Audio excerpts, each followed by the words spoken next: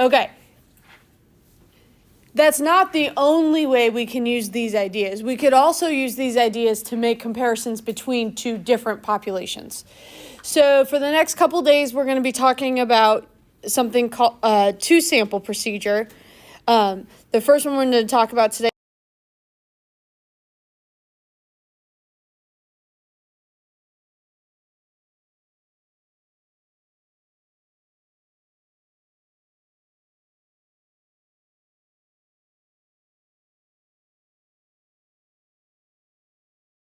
Thank you.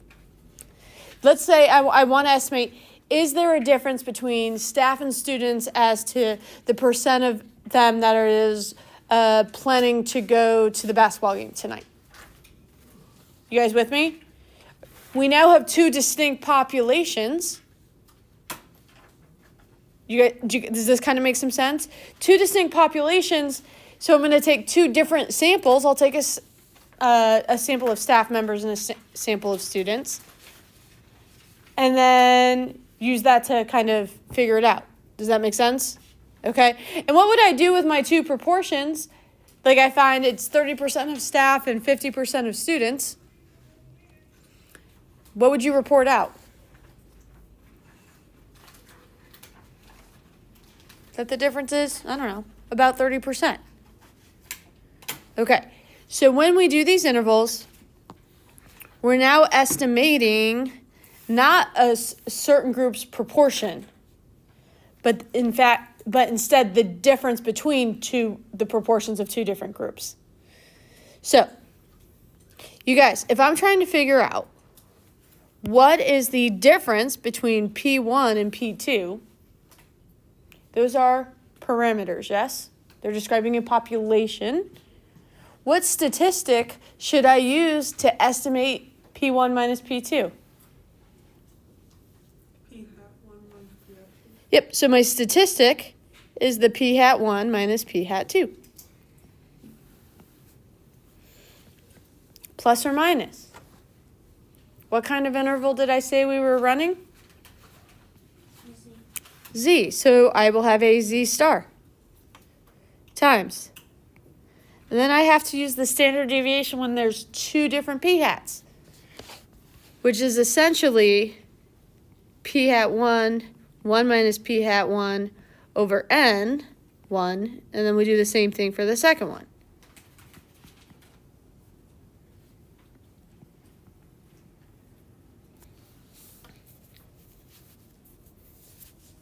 So essentially you have two fractions, one for each sample that you're taking.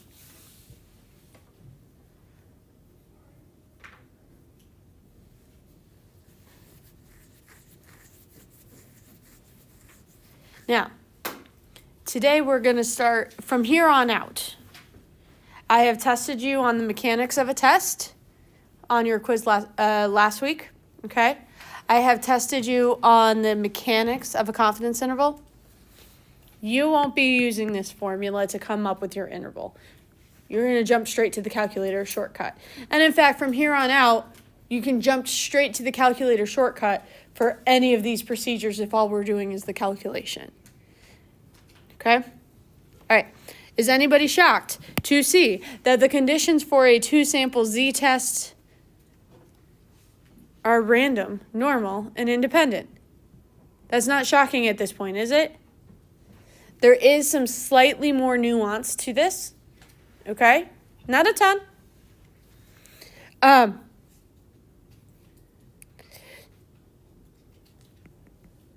So one thing we could look at as given random. One way we can check the random condition is that we are given random samples. So one of the things that needs to be clear is that you know that both samples have to be random. Okay, you need to communicate that you checked on both samples so that both samples do a good job representing their populations. That's what that random condition is all about. Okay? And if that's the case,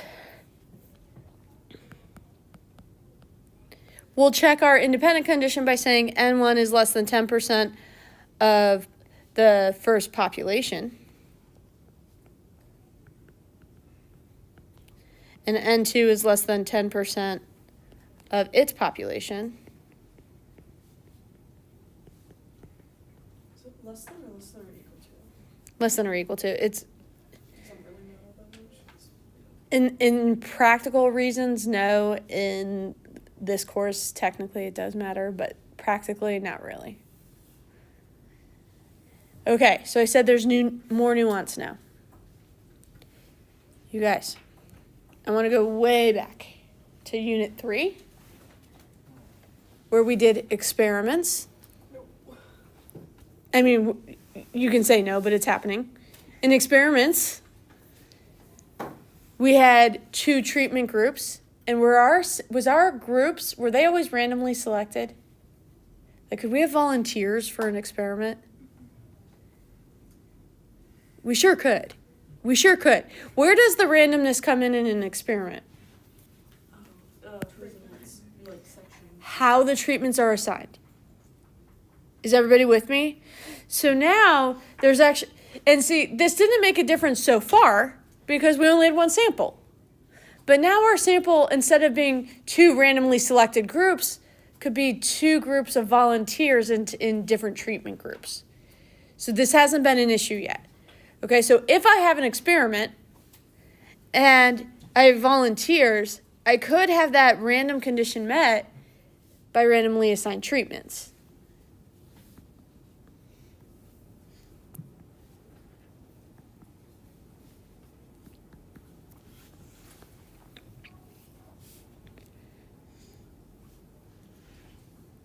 Now, you guys, do you remember the way I kind of helped you visualize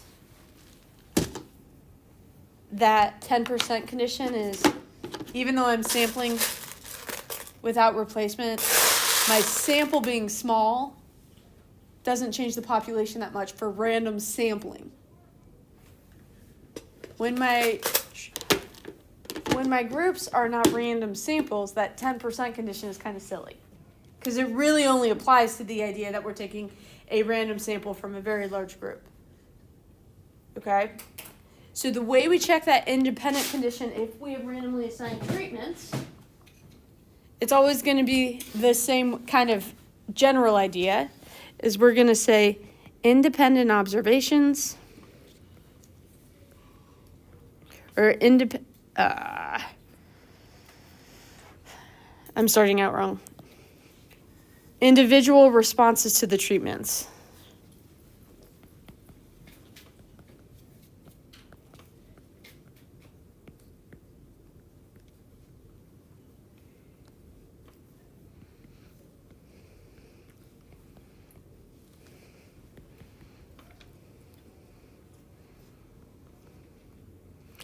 In other words,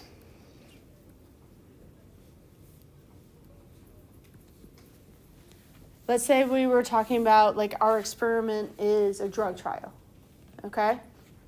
And let's go ahead and say Meister and Maggie are both in the drug trial, okay? Maggie, you good with that? Okay, and as we're trying this new medication, is how I'm going to respond to that medication going to rely on how Maggie responds to a medication? Nah, our responses to the medications would be unique to ourselves. They're independent of each other. That's what we mean by that. Okay. So when I meet the random condition with random sampling, I use the 10% condition. When I meet it with randomly assigned treatments, I use this individual responses are independent. Like, they go hand in hand. There's a reason I color-coded them together. Okay. Does anybody want to guess what the normal condition is?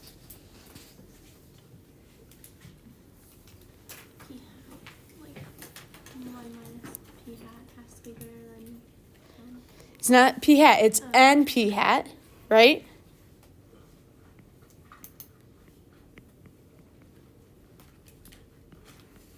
And I almost agree with you, except for if I have 2 samples,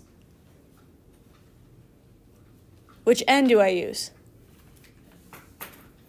You have to do it twice. You have to do it twice.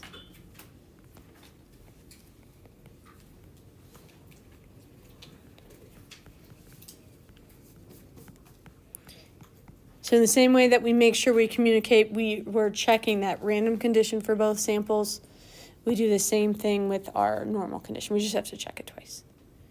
But the same structure is there. NP, N1 minus P greater than or equal to 10. It's always going to come back to that if we're dealing with proportions. Okay. So let's go ahead and do an example. I'll let you guys read this real quick. Could you go back up? Yep.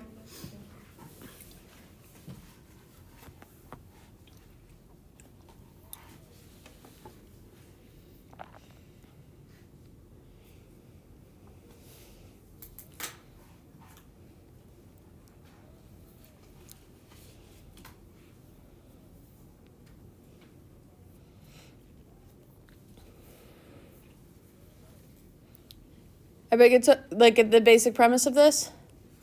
Okay. And as you read this, is there anything that jumps out at you? There's more teens being tested than adults. Okay. And in fact, couldn't we figure out a P hat for the teens and a P hat for the adults? Right? Because there's more teens tested or questioned than adults, we can't just like compare the numbers up top. We have to actually come up with the percentages. So the teens would be 1123 out of 1500. And the adults would be, I'm missing it, 983 out of 1200.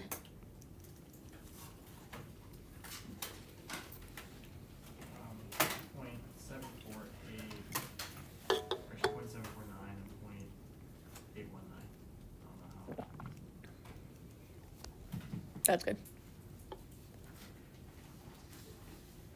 So just looking at these, do you guys expect to see a difference between the two? Mm-hmm.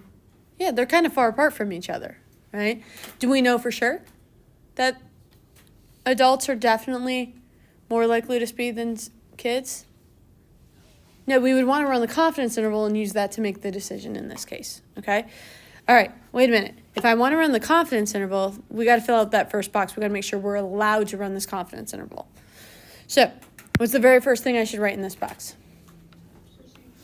The name of the procedure, which will be a 2-sample Z interval.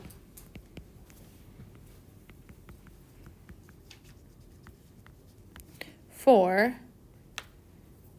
PT minus PA. The percent of the teens minus the percent of the adults. The difference between teens and adults. Could I have written that in the opposite order? Absolutely. Would I get the same interval?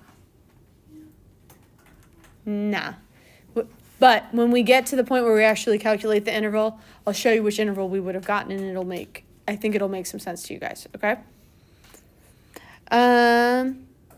Cool. Now, can I say something real quick? I want to preempt a question I get every year, and every time I answer this question, I feel like a jerk.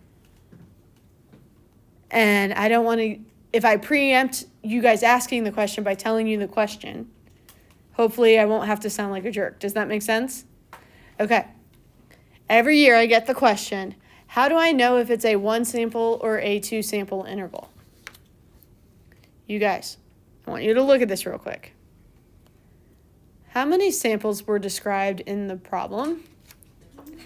How many populations were described in the problem? 2.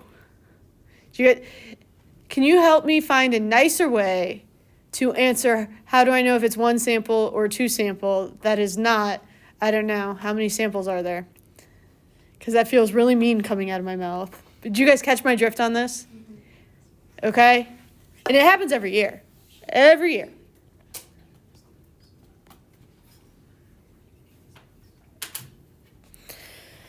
Hey, you guys, 2-sample Z interval. Hey, what needs to happen so that I can run a 2-sample Z interval? The first one is random. What do you think? we're given that both samples are random. Cool.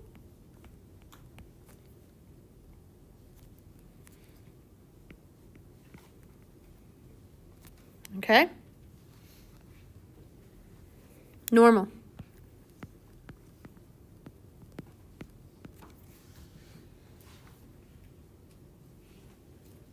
we need to say what P is? Oh, good call. I'll do that at the end. But you're right. I should have done that. But let's, since we're already in the conditions, okay. All right. Normal. I'm essentially going to do 1,500 times 0.749. 1,500 times 0.251. Does that feel right? That's right. It feels icky for some reason. We should get 1123. And then 377. 6.5. But it's really not. Because you guys, it's really not, is all I'm going to say. It has to do with that 0.749 was rounded. Essentially, it's your number of successes and your number of failures for that sample. So you round up. Yeah, because if you, let's put it this way. When you calculate that 749, that 0.749, yeah? If you never cleared your calculator and multiplied it by 1,500, think of it this way. You're doing 1123 out of 1,500 times 1,500. Like when you think about how that p hat is canceled, those would cancel every time. It's really just your number of successes and then your number of failures. And then we do the same thing for the adults. 1,200 times 0.819. Don't worry, I don't need any help on that one, guys. It's 983. And then 1,200 times 0.2, nope, 181.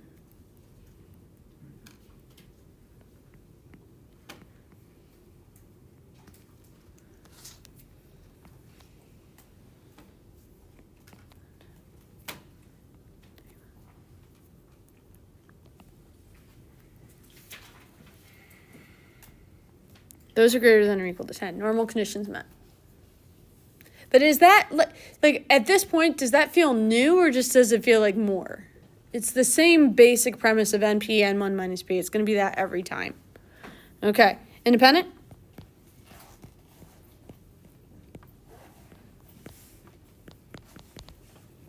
We're going to say 1,500 is less than 10% of teens.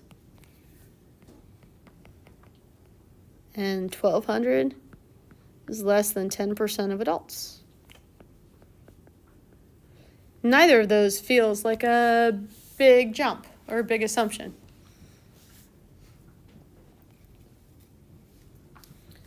All right. And as Math was saying, we kind of forgot something. We need to define our variables, okay? So I'm going to say PT is equal to the true proportion of teens who break the speed limit.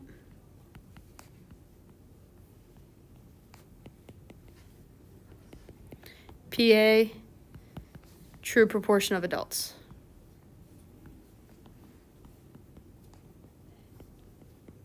And then I'm just going to do a little ...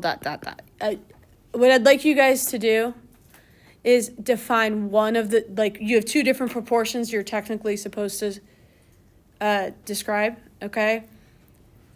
You need to do one of them in detail, but the other one you can just say the distinction. You don't have to write both of those out both times. All right, you ready for the fun part? We need to calculate the interval. So go ahead and open up your calculators. I'm going to bring mine up. That's not the right one.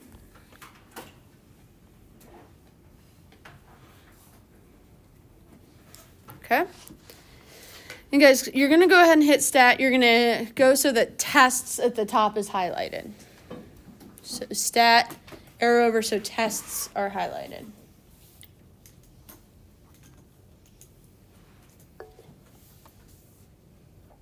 And then we have a whole bunch of tests in here.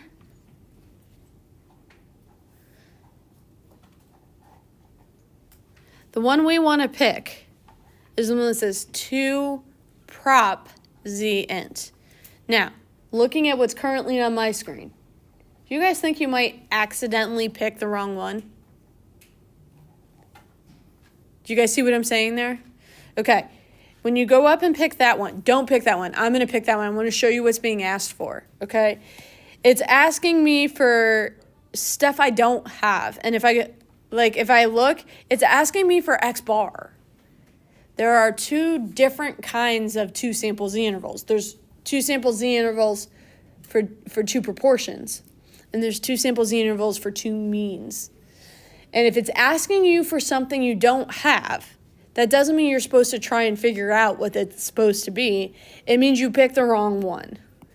So then all you have to do is go down and pick the correct one. You say, oh, it's asking me for something I don't have.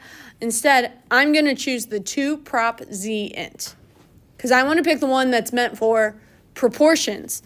And I don't mean to sound like a jerk, but I'm going to sound like a jerk. Can you guys see why this is the one that's meant for proportions? Because it has the word prop in it. Is everybody with me? All right, go ahead and hit enter. And what all is it asking me for? X1 and N1, yes? X2 and 2. Are you guys with me that this is essentially my p-hats? Okay, so what should I put in for X1? Now, you might run into an issue where you guys want to say, wait a minute, should I use teens or adults as the first one? Do you guys get what I'm saying there? And the answer is you should use whichever one you wrote first over here. Does that make sense? All right, so we'll get 1123 and 1500.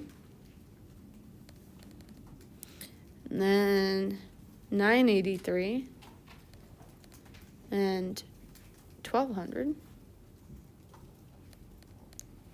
And then what kind of confidence level? 99%. So yours probably isn't defaulted to 99% like mine. So go ahead and just change it to 0.99. You go down and hit calculate. And do you guys see how it gives me all sorts of information? So what's my interval? I'm sorry? Negative 0.111 to negative 0.02. Oh, you guys, that's going to round to 0.030. That's how that would round. Because the 6 would make the, because the 8 would make the 9 a 0. It would make the 9 a 10, essentially. Does it make sense for us to have a negative interval? Intervals that are negative? Yeah, because you're subtracting. Because I'm subtracting, it absolutely does make sense. Okay, so I'm going to ask you guys that question again. What would happen to my interval if I had done PA minus PT? It would go from 0.03 to 0.111. That would be that's what the interval would be for PA minus PT. I have great news for you guys. I couldn't care less which version you do. Right? If you do it backwards, do you guys agree that Miss Meister is smart enough to have this on her answer key and figure out what happened here and go back and look and make sure you did it the right way? Do you guys see what I'm saying there? I promise you, I'm not that smart, but I'm smart enough to know if you did it backwards, what's going to happen to your interval, and it won't be a big deal. Everybody good? And that's all we have to do for the calculation. We're done. So the other thing I want to point out is that we can, in fact, let's say you get to the test, you have no idea how to do this. What should you do in this box? Make something up. Make up an interval. Make it close. Right? Could we figure out the difference between the p hats in here? That wouldn't be that hard to do, right? And make it up because you won't get any credit for that box. But what will you get credit for? The interpreting is its own point. And as long as you interpret your interval correctly, you get full credit. Does that make sense? So if you make up an interval and then you interpret the interval you made up correctly, you'll get full credit for the interpretation. If you just leave it as a question mark, you will not. It doesn't go that way. Cool? Hey, let's make that interpretation real quick.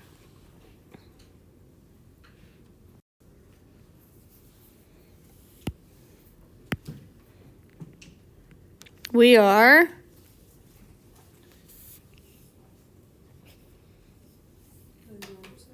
99% confident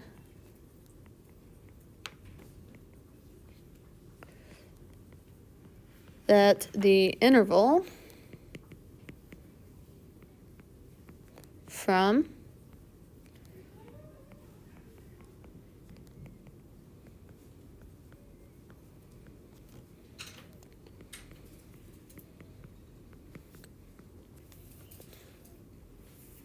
contains, man, what does it contain? The true difference The true, keep going. in the portion of teens who speed versus adults.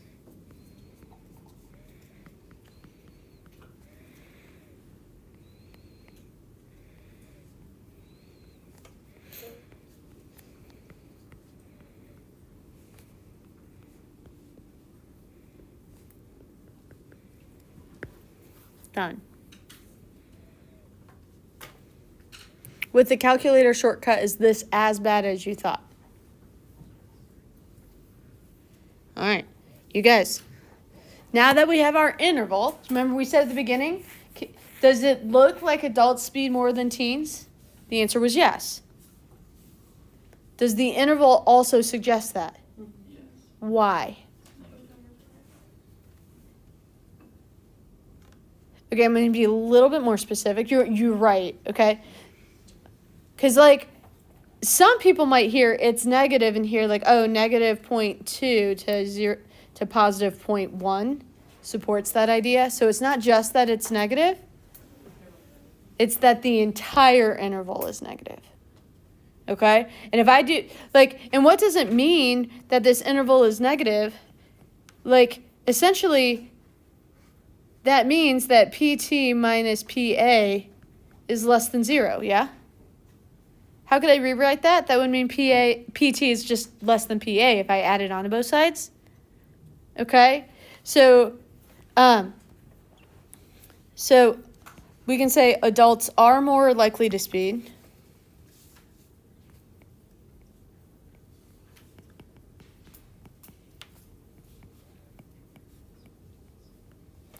Because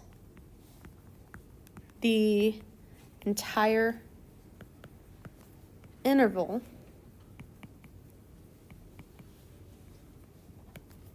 is negative.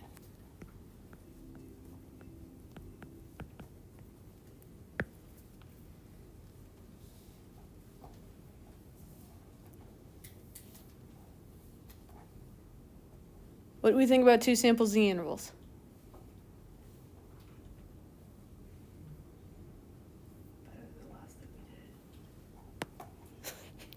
They're definitely a lot less abstract than power and type 1 and type 2 error. There's no question. Could I have asked you guys? No, not yet. I couldn't have because it's not a test. Let's take 2 minutes. But I really do want to try to get through all of it a lot today. So now, if we are running a test to decide are two groups, like, is there a difference between two populations is essentially what that would look like, okay? So my null hypothesis, by the way, we're going to be talking about a 2-sample z-test. So for P1 minus P2. All right. And so for the test, that null hypothesis, if we're trying to conclude if there's a difference or if one group is higher or lower than another, my null hypothesis is going to be that there's no difference between the groups. Okay, so I've got great news. Your null hypothesis for a 2-sample z-test is always the same. What can we say about P1 minus P2 if there's no difference between the two groups? It would equal 0.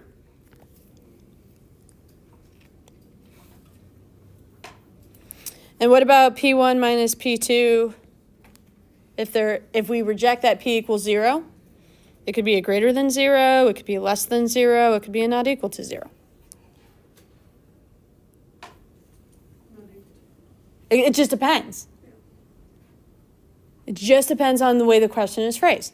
So, like a lot of times, like there's a decent probability you'll get a question that's about a drug trial. That's why I bring them up a lot.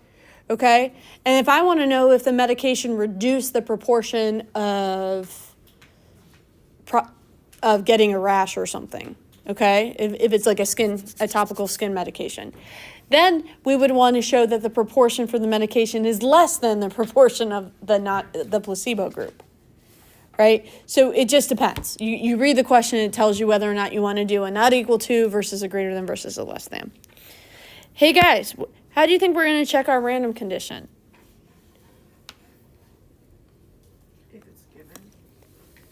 We're either going to be given random sampling, and I'm going to do that same thing where I say random samples, where we talk about both of them.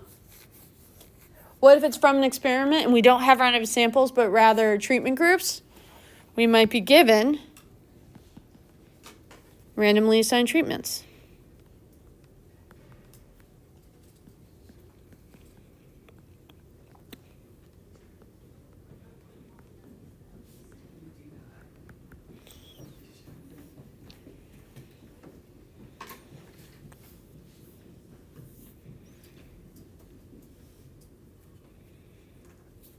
All right.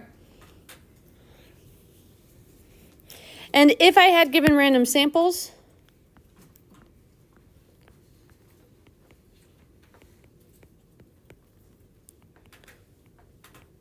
the independence will be that they're less than 10% of their populations.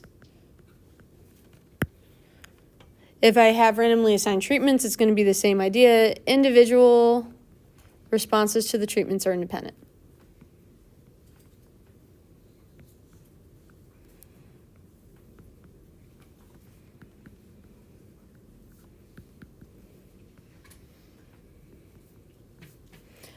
All right, the normal condition is the one that's going to make you mad. I'm okay with it because I didn't pick it. It is what it is. Okay. Basic premise, and this will be a little bit easier to talk through in the actual example that we do today. Okay. Are you guys with me that in this question, we are assuming that both samples are coming from populations that have the same percentage? Okay, so we're assuming the two percentages are equal. So just like when we did the 1-sample z-test, to check that normal condition, we use the P of the null hypothesis because that's what we assumed. We're going to use, but if you look, I don't have a P in my null hypothesis. Okay, I have 2 samples that are supposedly from that same proportion. Okay, so what we want to do is we're still going to have to use a P hat because we don't have a value for P. It's not like P equals 0.2 is my null hypothesis anymore. But we want to use the largest possible sample that we can. So what we're going to do, since we're assuming both of our samples came from the same place, we're going to combine them into one giant sample and use that for my p hat. So when you check your normal condition, you're going to have to use p hat c. And the way you calculate p hat c is x1 plus x2 over n1 plus n2. That formula will make a whole lot more sense when we do one with a concrete example. I think it'll become a little bit clearer. Okay, but then what you're going to do is n p hat c, n1 minus p hat c, and you're going to do that for both samples.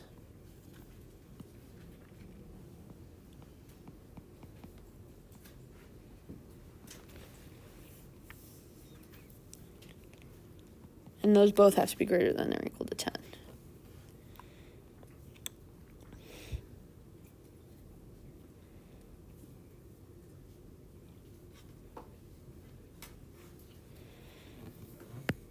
All right, for this last part, just like before, I showed you the actual calculations to get the confidence interval, but when we do it, we're not going to do those calculations.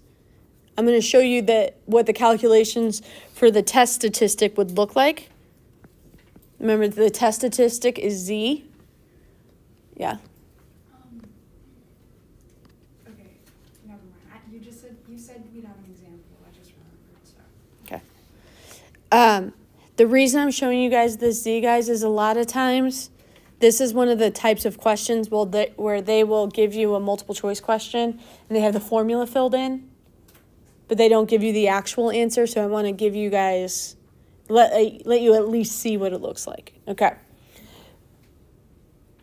My test statistic is done by doing my statistic minus my parameter. So my statistic for P1 minus P2 is P hat 1 minus P hat 2 minus my parameter is what I think or what I'm assuming to be true about P1 minus P2. And what are we assuming about P1 minus P2?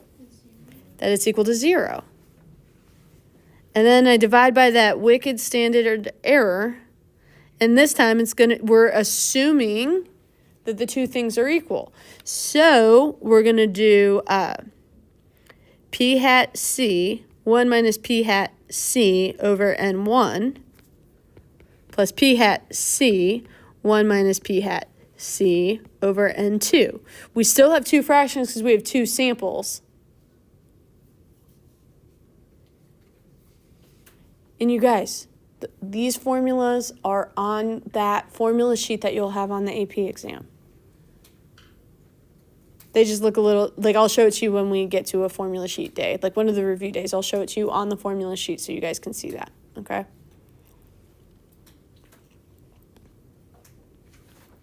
Okay, so let's do an example because this looks messy, but it's not as bad as you think it is. By the way, if I have a -0, does that mean anything really? So a lot of times this isn't part of the answer. You do P hat 1 minus P hat 2, and then you ignore the -0 because -0 is, anything -0 is itself. Okay? All right, so I'll let you guys read this and tell me the very, very, very first thing you would do as you looked at this question.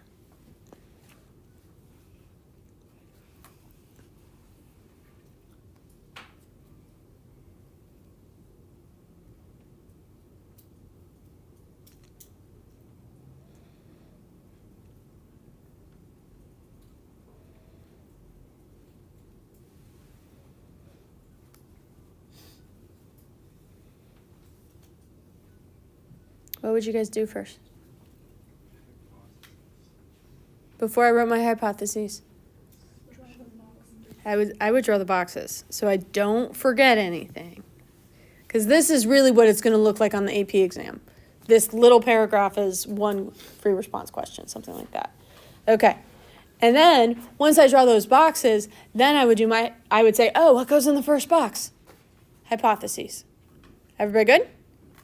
So what should my null hypothesis be? I got this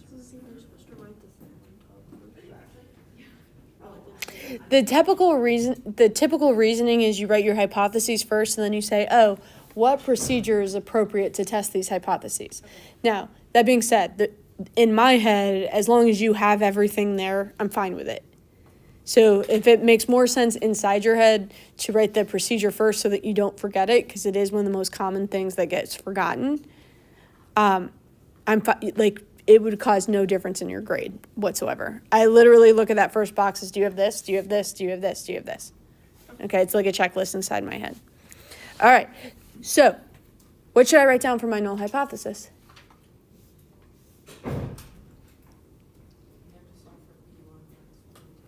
Yeah, so the first thing I'm going to say is instead of using P1 and P2, even though it's the same idea, okay, I would use PD minus PL is equal to 0.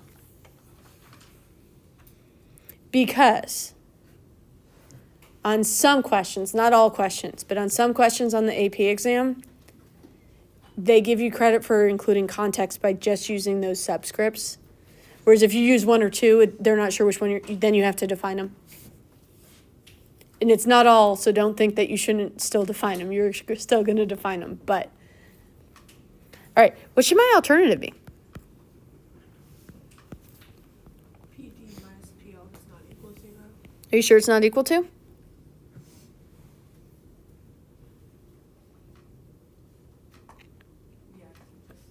Yeah, because I just want evidence of a difference. I just needed to make sure we knew where it came from, Maggie. I wasn't trying to question you.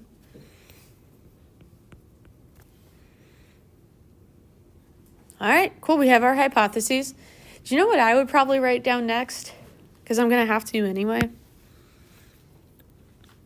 going to say, well, P hat D is 19 out of 80. Which, by the way, 1980, great year. Lots of great things happened in 1980, especially on October 23rd, 1980. Barely. It was almost October 24th. But on that day, your favorite statistics teacher was born. So, I mean, who can have a problem with 1980? I see you guys trying to do some math inside your head. Ignore that head. Ignore that. You guys, here's a hint. My age is not 43 because it has not reached October yet. Cool. Okay, hey, what's 819 out of 80? I can't hear you.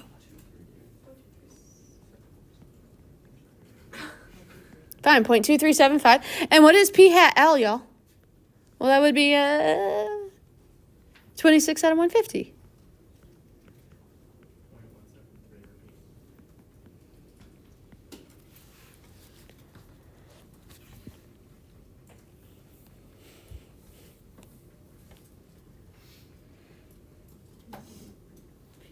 We will in a second. Okay. What do you guys want to do next?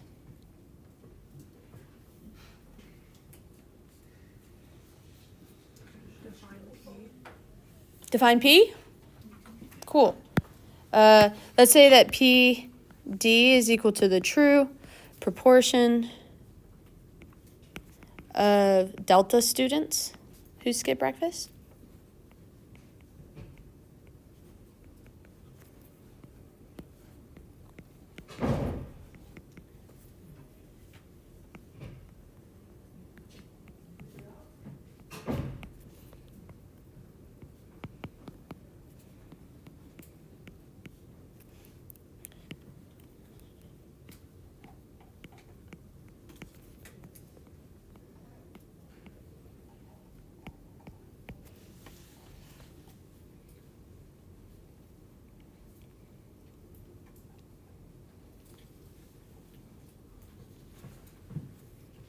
All right, now, as we go through this, before we check our conditions, I want to talk about one more thing.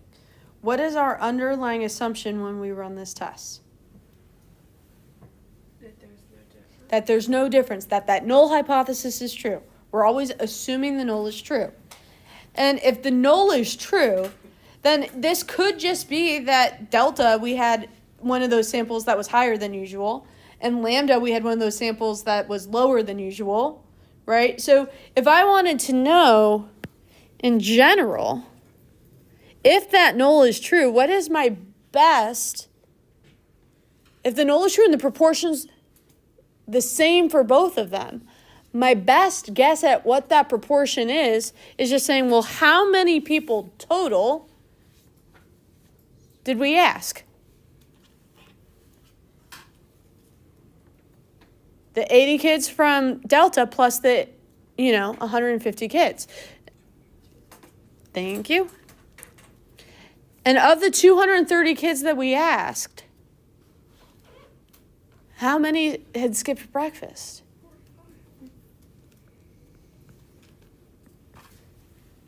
So the basic idea is p hat combined is the larger of the two sample, is the larger of all the possible ways we could look at these samples, and therefore the best estimator for the true proportions of both groups when they're true, when they're equal, right? And we assume they're equal, so it's okay to do that. I don't know what that works out to be. It's like 19 and some change. 0.1957? Right on. Cool. Yeah. Wait, why didn't we start off that one, session saying 2 samples test? So typically what we do, Carrie, did you already write it down and everything? If you did, that's fine. Okay, like if you're, the basic theoretical reasoning process here is you start with your hypotheses and you say to yourself, now that I have my two hypotheses, which procedure is most appropriate to test these two hypotheses?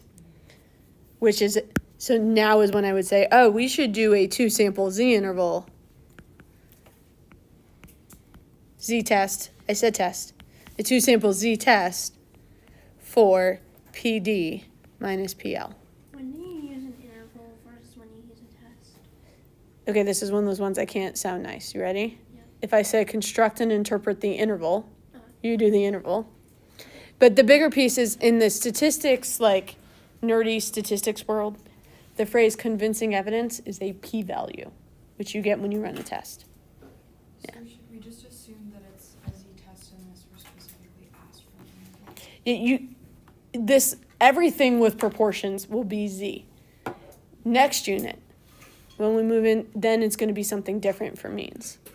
So for this unit and your test next week, that's a week from today, by the way, okay? Your test next week, it's z. It's a z interval and it's a z test because everything with proportions is z. Right, but I was just saying, should we assume that it's a z-test unless the question asks? For a confidence interval? Yeah. Okay. Really, what tells you it's a test is the phrase convincing evidence. That is usually in the keyword for tests. Okay. What next? Conditions. Let's talk about that random condition.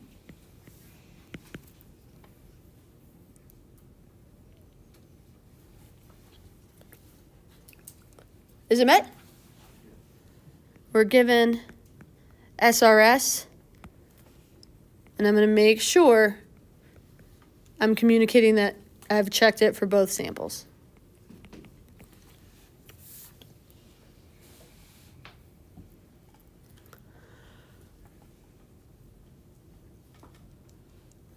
Normal?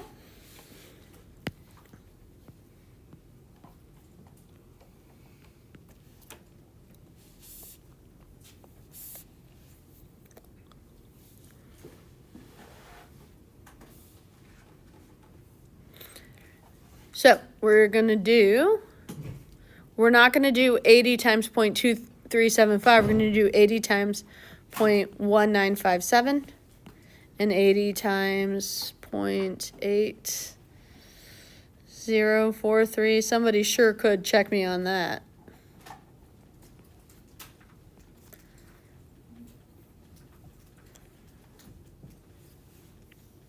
So we're using that combined. The reason we use that combined proportion is we're assuming the two groups come from equal populations. I don't know what those answers are, y'all.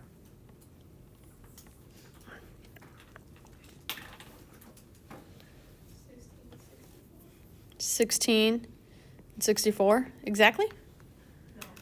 So in this case, it wouldn't be exact because you're not using p hat. They should add to they should both add to 80. And you're counting people. Huh? And you're counting people. No, it's okay to have decimals sometimes. I know it doesn't feel that way.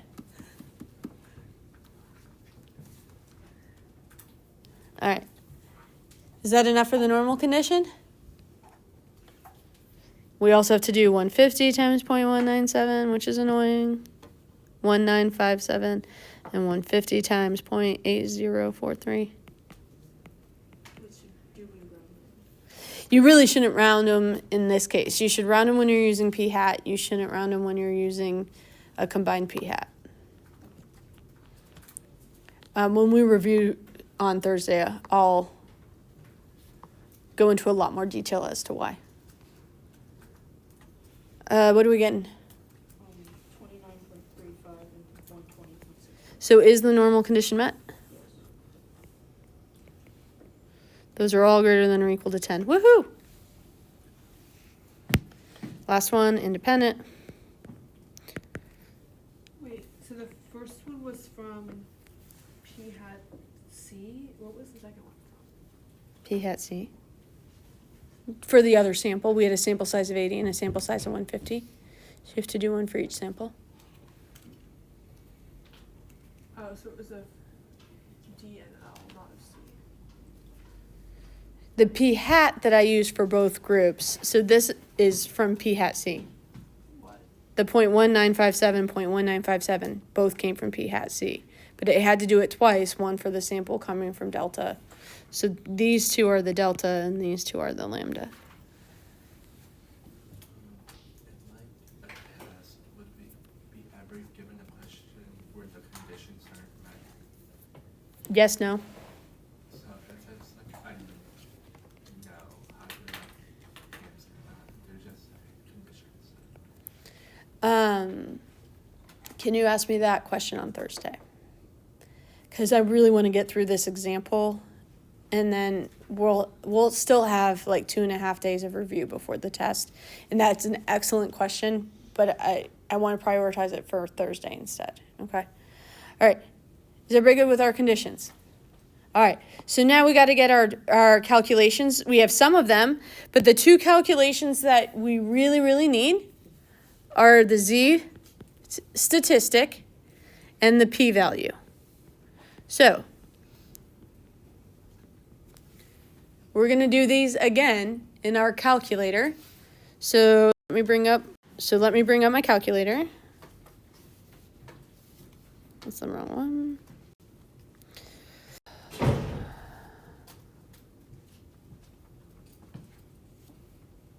Does anybody see something that might be useful?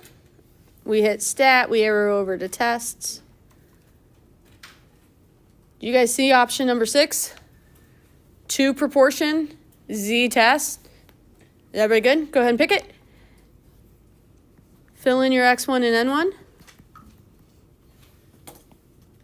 So my X1 would be 19. And then 80. And then 26. And 150. And then the next thing is, in this case, you want to make sure you pick your alternative hypothesis. We haven't really done much with this yet. Okay, to pick your alternative hypothesis, ours is a not equal to, so you pick the not equal to. And then go down to calculate. And you'll see it gives you the first thing it gives you is your Z statistic. And your p-value of 0.242.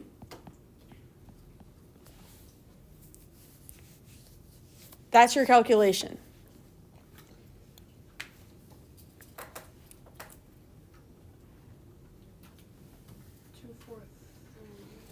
Sure.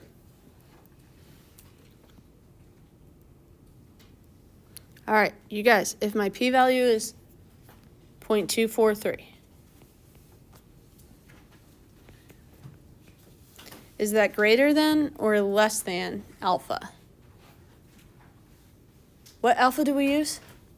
If there isn't one given us? 0.05, yeah? 5%? Wait, I thought you said we default to 99% confidence.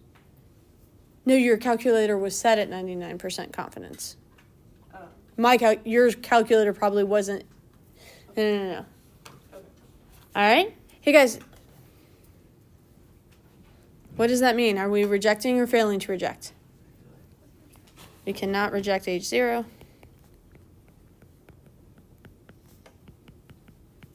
Therefore, we cannot conclude there is a difference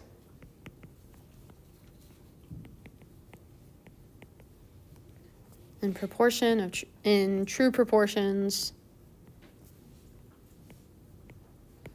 of students at delta and lambda